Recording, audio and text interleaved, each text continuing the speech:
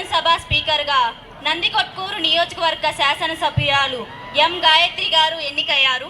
వారిని స్పీకర్ స్థానానికి ఆహ్వానిస్తున్నాను.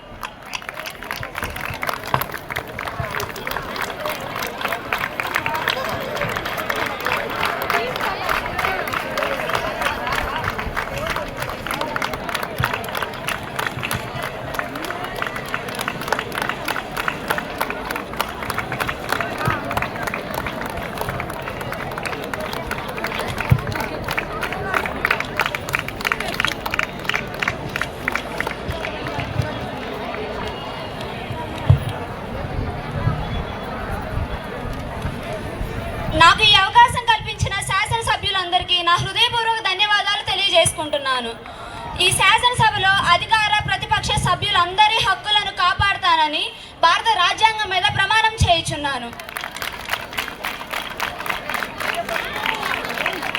ఈరోజు అజెండాలో ఉన్న విషయాలు ఆంధ్రప్రదేశ్ ప్రభుత్వం ఆంధ్రప్రదేశ్లో ఉన్న నీటి వనరులను కాపాడటానికి prevention water bodies contamination act 2024 బిల్ని తీసుకువచ్చింది. కావున గౌరవ మంత్రివర్యులు శ్రీ కరీం బాషా గారు law and order, environment and forest minister బిల్ని ప్రవేశపెడతారు. ధన్యవాదాలు అధ్యక్ష. ఆంధ్రప్రదేశ్లో వాటర్ బాడీస్ అనేవి అధిక ప్లాస్టిక్ యూసేజ్ వలన పొల్యూషన్కి కారణమవుతున్నాయి. దీని గురించి మేము మా క్యాబినెట్తో చర్చించి ఒక ప్రత్యేక బిల్ని ప్రవేశపెట్టాలనుకుంటున్నాం. అదే prevention of water bodies contamination act. ఇది వాటర్ బాడీస్ దగ్గర పొల్యూషన్ని కంట్రోల్ చేస్తుంది. ఈ బిల్లులోని ముఖ్యమైన అంశాలు ఏమిటంటే అధ్యక్ష, వాటర్ బాడీస్ దగ్గర ప్లాస్టిక్ని నిర్మూలించడానికి గవర్నమెంట్ కంటైనర్స్ని ఏర్పాటు చేసి ఆ కంటైనర్స్లో ఎవరైతే ప్లాస్టిక్ చెత్తని ఇస్తారో వాళ్ళకి కేజీకి 15 రూపాయల చొప్పున గవర్నమెంట్ చెల్లిస్తుందని తెలియజేస్తున్నది అధ్యక్ష. అలాగే ఈ యాక్ట్ వల్ల అనేక లాభాలు ఉన్నాయి అధ్యక్ష. మొదటిది వచ్చేసి కలెక్ట్ చేసిన ప్లాస్టిక్ని రీసైక్లింగ్కి యూజ్ చేస్తాం. అలాగే రీసైక్లింగ్ చేయడానికి ఫ్యాక్టరీస్ని ఏర్పాటు చేస్తాం. ఆ ఫ్యాక్టరీస్లో యువతకి ఎంప్లాయ్మెంట్ని ప్రోత్సహిస్తాం అధ్యక్ష. ఈ చట్టం కేవలం వాటర్ బాడీస్ దగ్గరే ప్రస్తుతం అమలవుతుంది అధ్యక్ష. భవిష్యత్తులో రాష్ట్రం నలుమూలలా అమలయ్యేటట్లు చర్యలు తీసుకుంటామని తెలియజేస్తున్నాను అధ్యక్ష. గౌరవ శాసనసభ్యులు కె ధరణి గారు రిపబ్లికన్ పార్టీ ప్రతిపక్ష నేత బిల్పై తమ అభిప్రాయాన్ని తెలియజేయవలసిందిగా కోరుతున్నాము. ధన్యవాదాలు అధ్యక్ష. గౌరవ మంత్రివర్యులు ప్రవేశపెట్టిన బిల్ పర్యావరణ కాలుష్య నివారణకు ఎంతగానో తోడ్పడుతుంది. అందుకుగాను ప్రతిపక్షం అభినందనలు తెలియజేస్తా ఉంది అధ్యక్ష. ప్రభుత్వం 1 కేజీ ప్లాస్టిక్కి 15 రూపాయలు ఇస్తామంటుంది అధ్యక్ష. దీనిపైన మాకు 1 కేజీకి బదులు 3 రూపాయలు ఇస్తే బాగుంటుందని మా అభిప్రాయం అధ్యక్ష. కాబట్టి ఈ విధంగా బిల్లును సవరించాలని మీ ద్వారా ప్రభుత్వానికి అలాగే మంత్రివర్యులకు తెలియజేసుకుంటున్నాను అధ్యక్ష. ధన్యవాదాలు. గౌరవ శాసనసభ్యులు కె లలిత గారు ధర్మవరం అసెంబ్లీ నియోజకవర్గం అలాగే పార్టీ విప్ ఈ బిల్లుపై తమ అభిప్రాయాన్ని తెలియజేయవలసిందిగా కోరుతున్నాము. ధన్యవాదాలు అధ్యక్ష. గౌరవ మంత్రివర్యులు ప్రవేశపెట్టిన బిల్లుని మేము అంగీకరిస్తున్నాము. మా రిపబ్లికన్ పార్టీ లీడర్ గారు చెప్పినట్లు ఇచ్చిన ధరను తగ్గించడమే కాకుండా మా ఆలోచన మేరకు పరిమితమైన ప్లాస్టిక్ని మాత్రమే ఉపయోగించాలి అన్న విషయం గురించి ప్రజలలో చైతన్యం తీసుకురాగలిగితే కాలుష్యాన్ని చాలా వరకు నివారించవచ్చు అధ్యక్ష. అలాగే భవిష్యత్ తరాలని కాపాడుకోవాలన్న నా ఉద్దేశాన్ని సభాముఖంగా తెలియజేస్తున్నాను అధ్యక్ష. గౌరవ శ్రీ కరీం బాషా గారు మాట్లాడవలసిందిగా కోరుతున్నాము. శాసనసభ్యులు చెప్పిన విషయాలు మా క్యాబినెట్తో చర్చించి ఈ బిల్లుని సవరణ చేసి మళ్ళీ ప్రవేశపెడతామని తెలియజేస్తున్నాను అధ్యక్ష. గౌరవ శాసనసభ్యులు సహకరిస్తే బిల్పై voting నిర్వహిద్దాం. Those who are in favor of bill say aye. Those who are in against of bill please say no. I think the ayes have win. The ayes have win. The bill is passed. ఈ రోజు అజెండాలో తదుపరి అంశం question hour.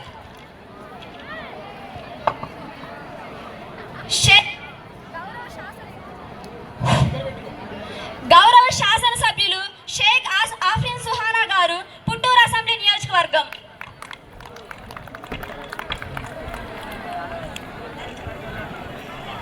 ధన్యవాదాలు అధ్యక్షులకు, శాసనసభ్యులకు నమస్కారాలు. చిత్తూరు జిల్లాలోని పొత్తూరు నియోజకవర్గ ప్రజాప్రతినిధి. అధ్యక్ష, మా నియోజకవర్గంలో 12 గ్రామాలు ఉన్నాయి. వీటిలో ముఖ్యమైన సమస్య నీటి కొరత. ఈ నీటి కొరత కోసం ప్రభుత్వం 1988లో ఒక ప్రాజెక్టుని ప్రతిపాదించింది. ఆ ప్రాజెక్టులో భాగంగానే గాలేరు నగరి సృజల స్రవంతి అనే ప్రాజెక్ట్ని 2005లో శంకుస్థాపన చేశారు. అధ్యక్ష, ఈ ప్రాజెక్టులో 2 ఫేజులు ఉన్నాయి. ఫేజ్ 1లో 3 రిజర్వాయర్లు పూర్తి అవ్వగా 1,03,50,000 ఎకరాలకు సాగునీరు అందించడం జరిగింది. అధ్యక్ష, ఫేజ్ 2లో 5 రిజర్వాయర్లు 4 లిఫ్ట్లు కట్టవలసి ఉంది. అధ్యక్ష, ఈ ఫేజ్ పూర్తి అవ్వడంతో 1,05,000 ఎకరాలకు సాగునీరు అందించవచ్చు. కావున మా తరపున ప్రభుత్వానికి తెలియజేయని ఏమనగా ఫేజ్ 2ను సాధ్యమైనంత త్వరగా పూర్తి చేయమని మనవి చేసుకుంటున్నాం. గౌరవ టి ప్రవళిక గారు, మినిస్ట్రీ ఆఫ్ ఇరిగేషన్. ధన్యవాదాలు అధ్యక్ష, గాలేరు నగరి సుజల స్రవంతి ఫేజ్ 2 నిర్మాణం సమయంలో కరోనా రావడం వలన, అలాగే ఆ ప్రాంతంలో వరదలు రావడం వలన నిర్మాణం ఆగిపోయింది. ఒకసారి ప్రాంతాన్ని పరిశీలించి నిర్మాణాన్ని పూర్తి చేస్తామని సభాముఖంగా తెలియజేస్తున్నాను. గౌరవ శాసనసభ్యులు టి లక్ష్మీ సౌజన్య గారు, చీరాల అసెంబ్లీ నియోజకవర్గం. ధన్యవాదాలు అధ్యక్ష. ప్రకాశం జిల్లా చీరాల నియోజకవర్గానికి ప్రజాప్రతినిధిగా నిర్వహిస్తున్నాను. నా నియోజకవర్గంలో చీరాల పట్టణంలో మగ్గం వేసే వారికి నేతన్న నేస్త పథకం ద్వారా 24,000 రూపాయలు అందజేయడం జరుగుతుంది అధ్యక్ష. ఈ చేనేత వృత్తిలో మగ్గం వేసేవారే కాకుండా 9 ఉప వృత్తుల వారు కూడా ఉన్నారు అధ్యక్ష. మగ్గం వేసేవారికే కాకుండా నేతన్న నేస్త పథకం ద్వారా 9 ఉప వృత్తుల వారికి కూడా సహాయం చేయాలని కోరుకుంటున్నాను అధ్యక్ష. చీరాల పట్టణంలో 2,000 మంది వరకు 9 ఉప వృత్తుల వారికి సంబంధించిన వారు ఉన్నారు అధ్యక్ష. ఈ 9 ఉప వృత్తుల వారు అంటే అచ్చులు వేసేవారు, ఆసు వేసేవారు, దారపు కండలు చుట్టేవారు, రంగులు అద్దేవారు, అచ్చులు కట్టేవారు, కుంచెలు తయారు చేసేవారు అధ్యక్ష. ప్రభుత్వం నేతన్న నేస్త పథకం ద్వారా 9 ఉప వృత్తుల వారికి కూడా సహాయం చేయగలదని కోరుకుంటున్నాను అధ్యక్ష. గౌరవ సుష్మా గారు, ministry of social welfare, labour and women and child department. ధన్యవాదాలు అధ్యక్ష, నేతన్న నేస్తం పథకంలో మొత్తం 3 విడతలుగా మేము నిధులు అందించాం అధ్యక్ష. అందులో మొదటి భాగంగా 194.46 కోట్లు విడుదల చేయగా 81,124 మంది చేనేత కార్మికులు లబ్ధి పొంది ఉన్నారు అధ్యక్ష. ఇక రెండవ విడతలో భాగంగా 192 కోట్లు అందించడం జరిగింది అధ్యక్ష. మూడవ విడతలో భాగంగా 193 కోట్లు అర్హులైన ప్రతి చేనేత కార్మికులకి అందించడం జరిగిందని తెలియజేస్తున్నారు అధ్యక్ష. కావున ఇప్పుడు వారు చెప్పిన ఈ 9 ఉప వృత్తుల వారు ఈ మూడవ విడతలో లబ్ధి పొంది ఉన్నారని తెలియజేస్తున్నారు అధ్యక్ష. ఒకవేళ అర్హులైనప్పటికీ వారికి పథకం కింద సాయం దొరకకపోతే వెంటనే చర్యలు తీసుకుంటామని సభాముఖంగా తెలియజేస్తున్నారు అధ్యక్ష. గౌరవ శాసనసభ్యులు జి సాయి కిరణ్ గారు, పలాస అసెంబ్లీ నియోజకవర్గం. శాసన అధ్యక్షులకు నా నమస్కారాలు మరియు శాసనసభ్యులకు నా శుభాకాంక్షలు. అధ్యక్ష, శ్రీకాకుళం జిల్లాలోని పలాస నియోజకవర్గానికి ప్రజాప్రతినిధిగా ఎన్నికయ్యాను. మా నియోజకవర్గంలోని సమస్యలను సభాముఖంగా తెలియజేయాలనుకున్నాను అధ్యక్ష. పలాస నియోజకవర్గంలోని పాతటెక్కలి గ్రామంలో బీసీ బాలుర వసతి గృహానికి సరైన మరమ్మతులు లేవు. అక్కడ సుమారు 100 మంది పైగా విద్యార్థులు చదువుకున్నారు అధ్యక్ష. వారంతా పేద విద్యార్థులే. ఇబ్బందులు ఉన్నా సరే అన్నిటినీ అక్కడ ఉండి చదువుకున్నారు అధ్యక్ష. వసతి భవనంలో సరైన మరమ్మతులు లేవు. గోడలకు కన్నాలు ఏర్పడడం, ఆ కన్నాల్లోంచి విషకీటకాలు రావడం జరుగుతుంది అధ్యక్ష.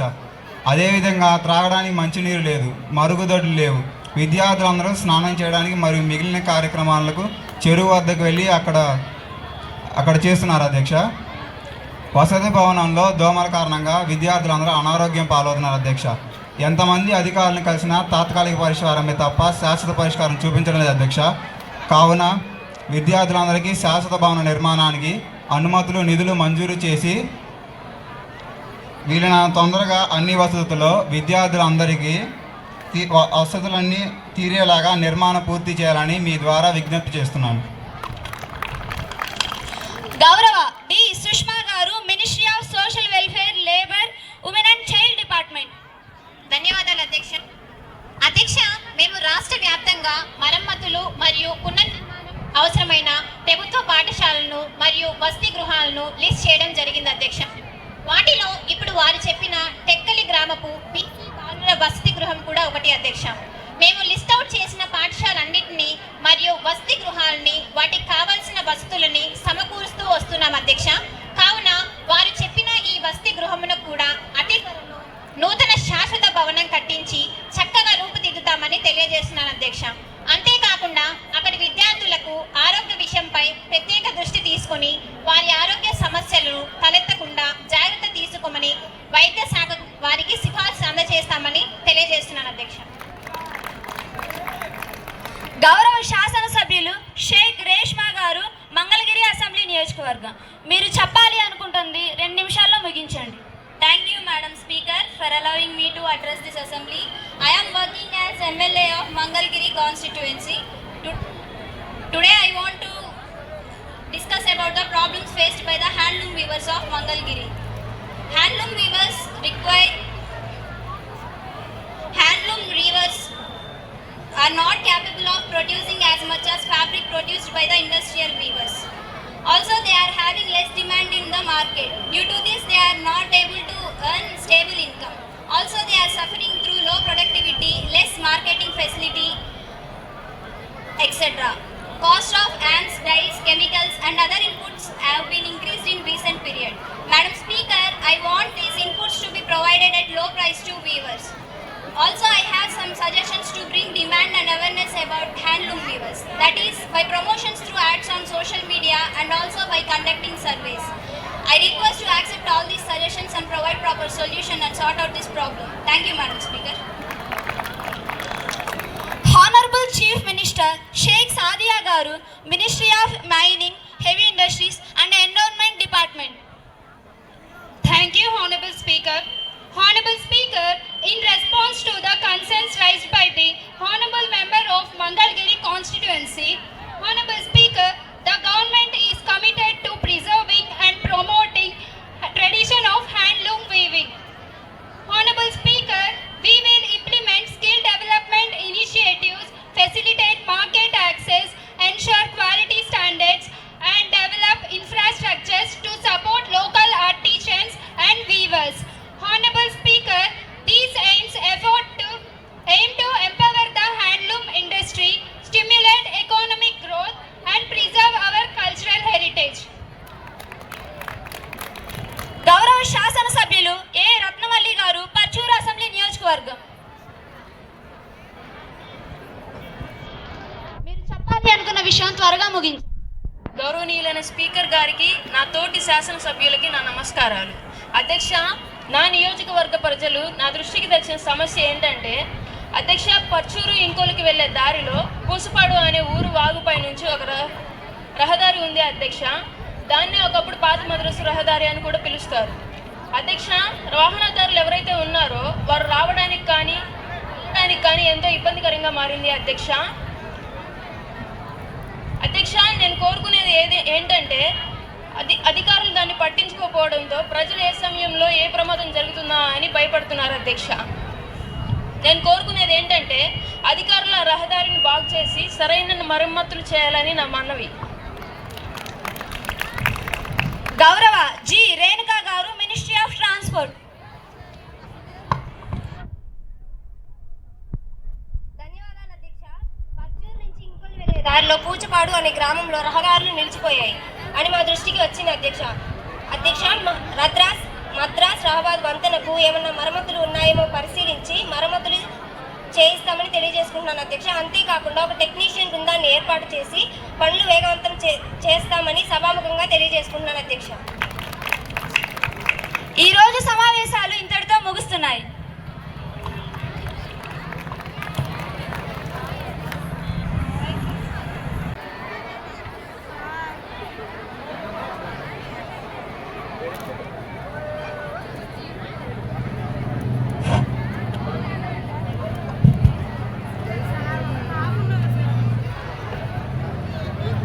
కృష్ణవేణి కాలేజీ యాజమాన్యానికి,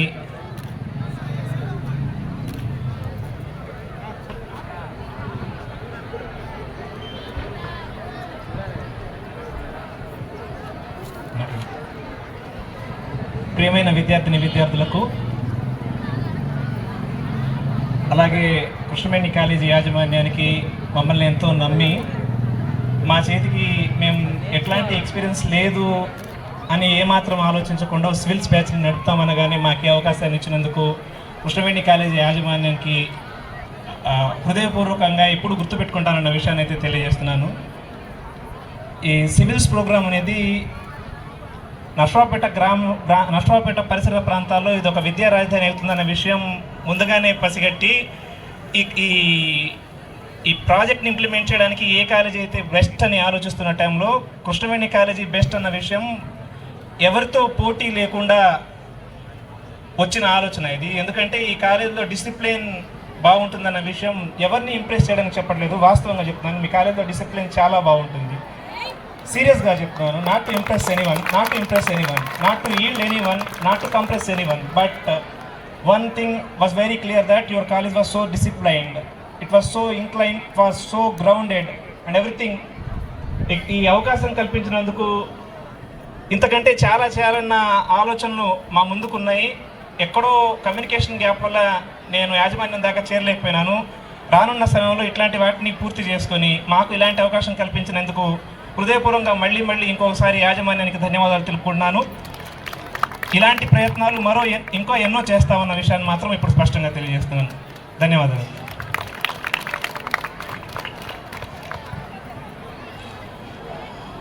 సివిల్ బ్యాచ్ స్టూడెంట్స్ అందరికి కూడా అభినందనలు.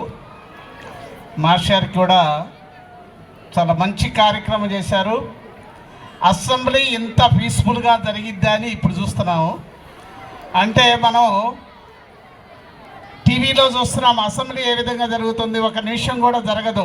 సమస్యలు అంటే శాసనసభ్యుల సమస్యలు, ఆ సమస్యల పరిష్కారం ఏ విధంగా చేయాలని మినిస్టర్స్ చాలా క్లారిటీగా సమాధానం చెప్పటం, చాలా అంటే ప్రశాంతమైనగా జరగటం చాలా సంతోషదగ్గ విషయం. ఈ విధంగా అసెంబ్లీ ఈ విధంగా జరగాలని జనాలందరూ కూడా కోరుకుంటున్నారు. అసెంబ్లీ ఈ విధంగా జరిగినట్లయితే మన రాష్ట్రంలో సమస్యలు ఉండవు అన్నమాట. కాబట్టి మా సివిల్ బ్యాచ్ స్టూడెంట్స్ అందరూ కూడా శాసనసభ్యులుగా కావాలి, మినిస్టర్లు కావాలి, నెక్స్ట్ చీఫ్ మినిస్టర్ కూడా కావాలి. అదేనా అంటే అందరూ కాకపోయినా కొంతమంది అయినా కూడా ఆ ప్రాంత సమస్యలు త్వరగా తీరుతాయని ఈ సందర్భంగా తెలియజేస్తున్నాను. మంచి కార్యక్రమం చేశారు మాస్టారు, చాలా గ్రేట్. ఇది చాలా స్ఫూర్తిదాయకమైనది. ఈ విధంగా అందరూ కూడా ఇటువంటి కార్యక్రమాలు చేయాలని తెలియజేస్తూ సివిల్ బ్యాచ్ కూడా ఇంకొకసారి అభినందన తెలియజేస్తున్నాను. Thank you very much. కొనసాగించడం కష్టం. నెక్స్ట్ అదేవిధంగా ఫస్ట్ మనం అనౌన్స్ చేసినట్టు సైన్స్ ఎగ్జిబిషన్కి మంచిగా చేసిన వాళ్ళకి ఫస్ట్, సెకండ్, థర్డ్ ప్రైజెస్ ఇవ్వటం జరుగుతుందని మనం అనౌన్స్ చేయటం జరిగింది. ఈ కార్యక్రమం మొత్తం కూడా 1 వీక్లోనే చేయటం జరిగింది. అంటే 1 వీక్ ముందు ఈరోజు ఈ కార్యక్రమము, రేపు యాన్యువల్ డే జరుగుతుందని తెలియదు. 1 వీక్ ముందే ఈ కార్యక్రమాన్ని నిర్ణయించడం జరిగింది. ఆ 1 వీక్లోనే ఇంత కార్యక్రమాన్ని మనం నిర్వహించుకొని మంచి ప్రోగ్రామ్స్ చేసుకున్నామంటే చాలా సంతోషంగా ఉంది.